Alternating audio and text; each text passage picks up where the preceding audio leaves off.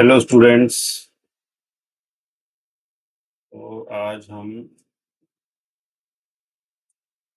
Linear equation में types of equation को हम देखेंगे। टाइप्स ऑफ जो सॉल्यूशन है,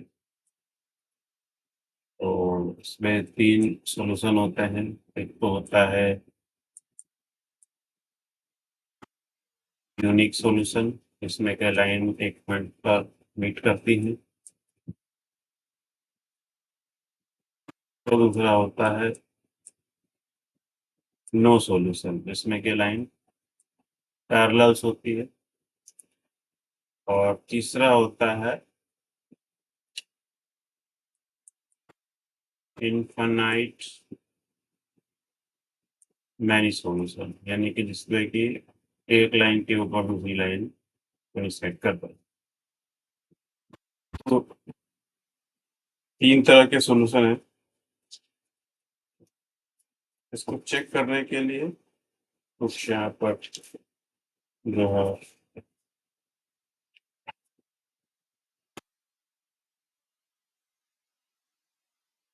मेथड दी हुए हैं, तो हम देख लेते हैं क्या।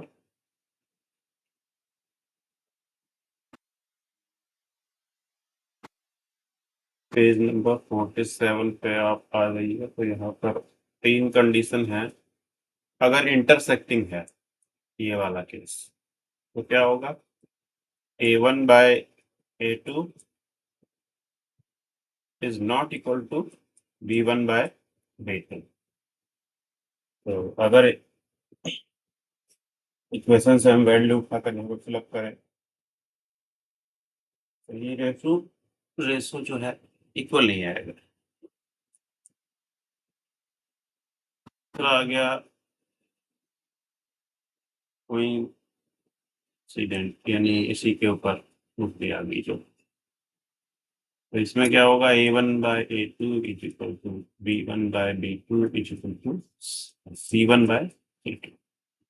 तो ये तीनों बराबर। तो तीसरा केस देख लेते हैं जिसमें कि वो पैरेलल है, टच ही नहीं कर रहा है। A1 by A2 is equal to B1 by B2 is not equal to C1 by C2। ये कंडीशन होगा। इसमें क्या है कि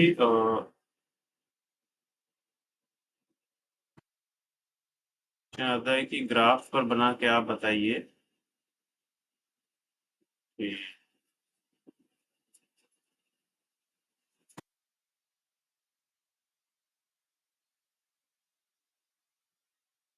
ये इसमें एक वर्ड इस्तेमाल होगा consistent.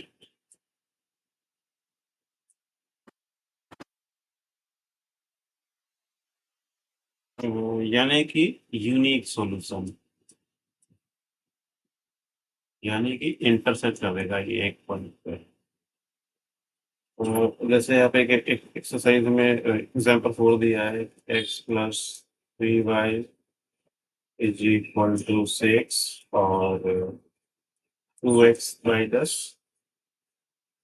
3y is equal to 12। तो उसको हमें सॉल्व करना है। ठीक है,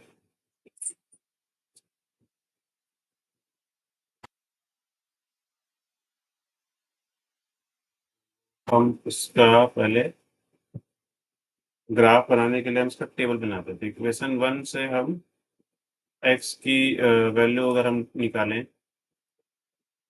from equation 1, x is equal to 6 minus 3y, ये हमारा टेबल है x और y। ओके, तो इस टेबल को बनाते वक्त हमें जो टिप या ट्रिक ध्यान रखनी है, या तो हमें एक बार एक्स एक्सिस में जीरो लाना है और एक बार वाई एक्सिस में जीरो लाना है। एक अब मतलब एफर्ट डालेंगे, ऐसा जरूरी नहीं है कि हो जाए।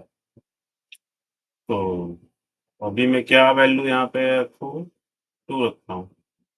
यहाँ 2 रखेंगे, T2 जो 6 - 6, तो x भी 0 आ जाएगा। जब y की वैल्यू मैं 2 लेता हूँ। ठीक है। और अगली बार तो मैं y की वैल्यू 0 रख लेता हूँ। तो 6 माइनस 3 तो 0, सॉरी, ये 0 हो गया। ठीक है, 6 हो गया। ये हो गया मेरा पहली इक्वेशन। ऐसी from equation 2x minus 3y देखो।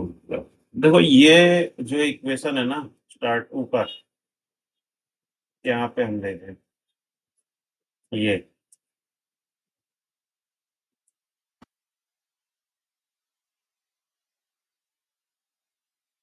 इसमें से हमने अभी, अगर हम रेशो के मेथड से हम निकाल के देखें तो A1/A2 यानी 1/2 और B1/B2 यानी 3/3 यानी 1। तो 1/2 आएगा, इसका 1 आएगा, तो ये बराबर नहीं है। यानी कि पहली वाले जो हमारी कंडीशन थी ना, वो यहाँ सेटिस्फाई हो रही है, ये वाली है ना। बट हमें अब सॉल्व करके दिखाना है। चलो यहाँ पे फिर से टेबल बना लेते हैं।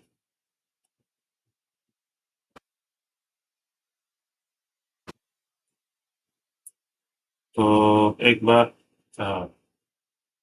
x equal to 12 plus 3y कॉन में 2। तो फिर हम एक बार हम y की वैल्यू 0 डालते हैं, यहाँ 0 डालेंगे, ये खत्म हो जाएगा। 12/2 6 आएगा। और अगली बार जब हम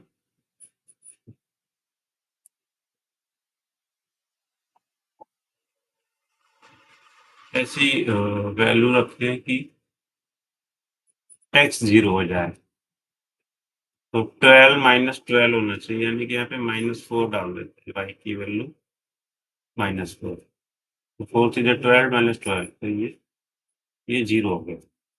अब हमें वैल्यूज मिल चुकी हैं,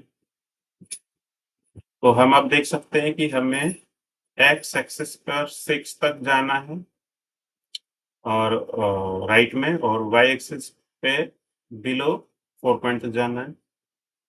और इसमें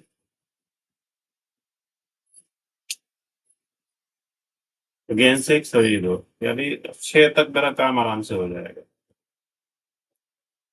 तो मैं इसको यहाँ पे बना लूंगा। ठीक है ना, 1 2 3 4 5 6, -1 -2 3 -, और क्या चाहिए? और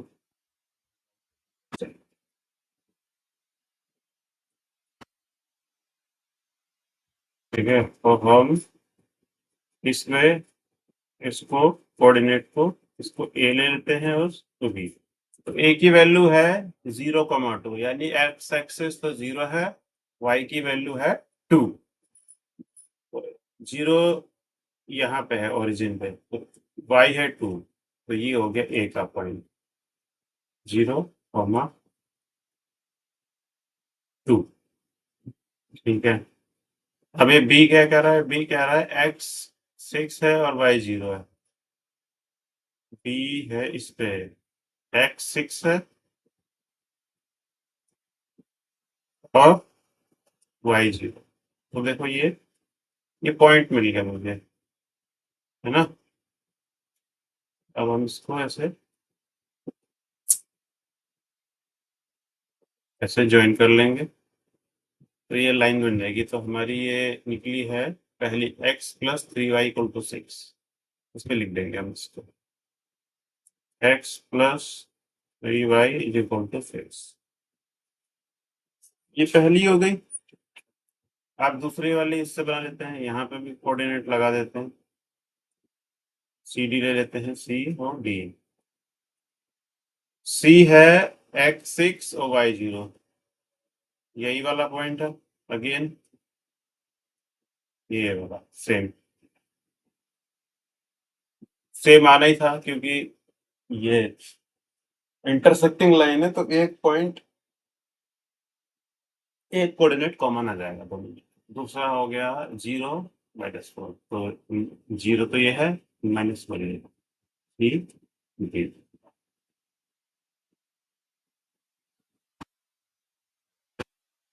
ये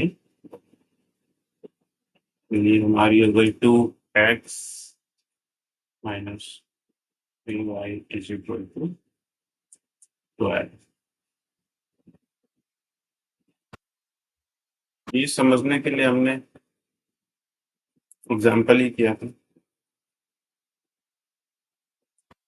पर तो पेज 47, तो ये जो है ग्राफिकल मेथड के थ्रू हमने उसको सॉल्व किया। तो जैसे ये अब यहाँ पे इसका सॉल्यूशन क्या है? सॉल्यूशन था कॉमन पॉइंट, सॉल्यूशन है ये, और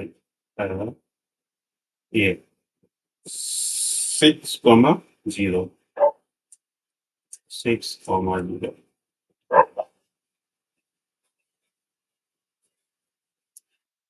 इसके कहने का मतलब ये है कि जो हमारे इक्वेशन थी ओरिजिनल, उसमें अगर हम ये वैल्यू डाल दें तो वो LHS = RHS आ जाएगा।